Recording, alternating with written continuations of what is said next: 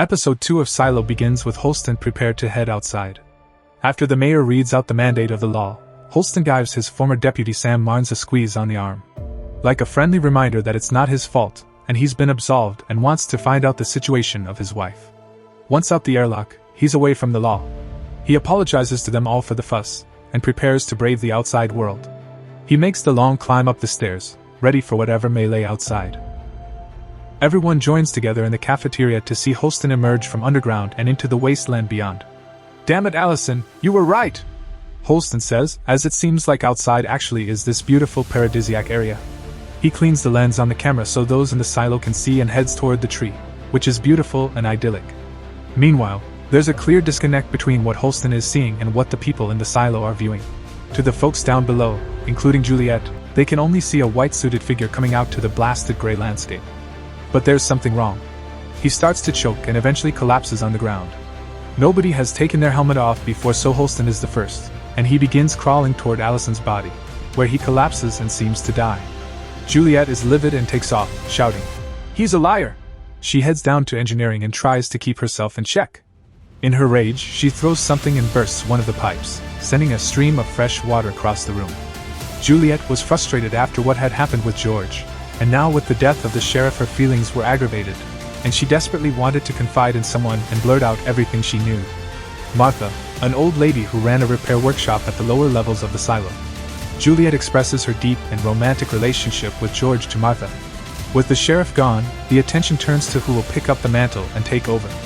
They're up to Sheriff number 97, and with the sparks of rebellion rumbling in the streets, given the lack of law and order, things don't look good. In fact, an opportunist called Sims shows up and begins organizing traffic. Sims is an enforcer from the judicial branch. It's been 3 months since George died during our timeline this episode, which cuts back in time. Juliet is convinced that he was murdered. He wanted to show Juliet something before he died, which includes a letter and a Pez dispenser which seems to hint at something.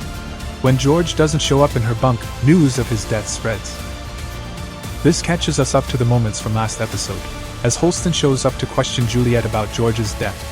He seems to have fallen 100 feet, and there's no witnesses here, given it occurred at 3 a.m. Suicide is apparently a crime here, but Juliet is convinced that he wouldn't have killed himself. She confides in Holston and tells him as much, even going on to mention that George has left something for her. She doesn't want him to rat her out regarding this relic, so Holston agrees to bend the truth a little and claim that he just found it, rather than that he got it from her. Juliet shows that the letter reads, "Remember where you last saw this?" which is a message only Juliet can decipher. It's to do with the Pez dispenser, and she leads Holston into a secret area, hidden behind a large sign and down a hidden tunnel. With a torch in hand, they continue until the bottom of the stairs, where they come to a large open area. There, Juliet shows off the remnants of a huge spidery digger robot. This thing is just a husk now, given all the precious materials that have been stripped and taken off it. However, it's enough to open Holston's eyes to a whole world that's been hidden in plain sight. The pair arrive at a makeshift camp down there, which happens to be the location George hinted at with the letter. These are all relics from the old world, including a camcorder that Juliet is struggling to turn on. He sold and traded relics in his spare time.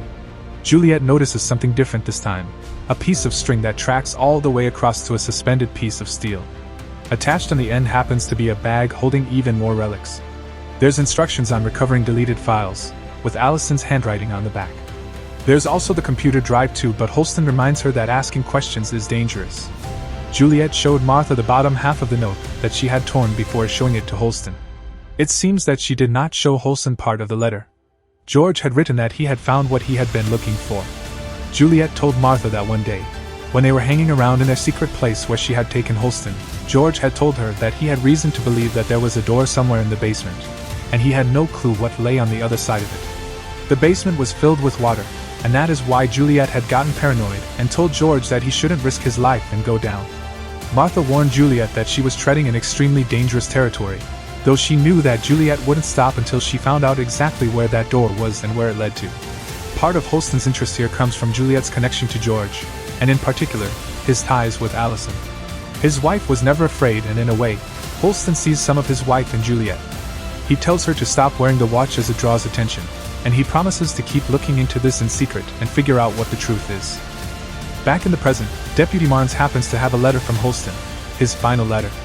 He recommends Juliet Nichols to take over his role, along with taking on all his personal belongings too. Now, given Juliet was waiting for a sign, this could well be an indication as to what he meant, so she can take over his role. Juliet has a flashback of the times she and George were together, and the romantic moments they shared. As for Juliet, her little outburst about calling Holston a liar is linked to him not giving her a sign and helping to find out what happened to George.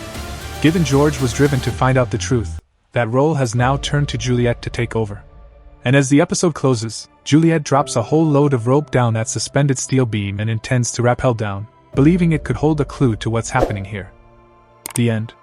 Like and subscribe if you enjoyed this TV series, and comment below if you want to see the next episode. See you next time.